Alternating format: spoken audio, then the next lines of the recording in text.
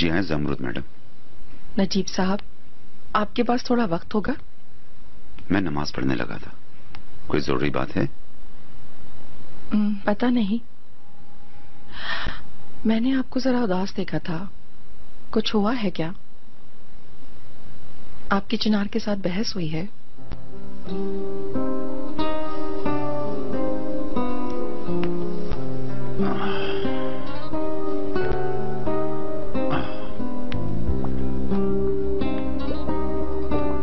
बाप बेटे के दरमियान ऐसी चीजें होती रहती हैं।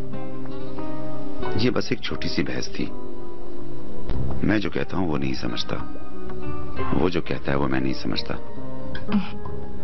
अक्सर ऐसी चीजें होती रहती हैं, लेकिन अगर आपके दरमियान का ये मसला यास्मीन है तो, यानी अगर ये टेक्सटाइल का हमारे नाम होना है तो मैं जरूर जानना चाहूंगी नजीब साहब। आपको पता भी चल जाए तो क्या फायदा?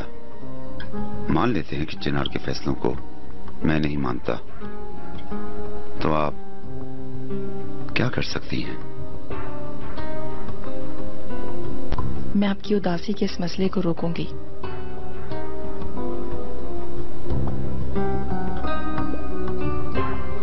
अच्छा, तो आप उसे रोकेंगी?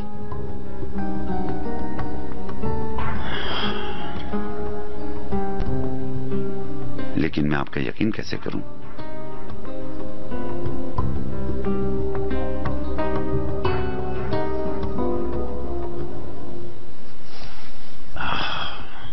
आपने सिर्फ पावर के लिए मुझे शादी पर मजबूर किया था।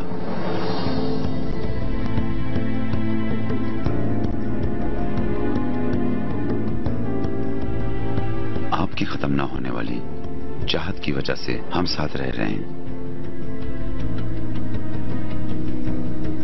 अब आप बताएंगे, पैसे से प्यार करने वाला कोई एक सोने की थाल में पेश किए जाने वाली $10 मिलियन की हैसियत रखने वाली टेक्सटाइल मिल हाथ से रद्द करेगा? अब खुद ही बताएं, मैं कैसे यकीन करूं?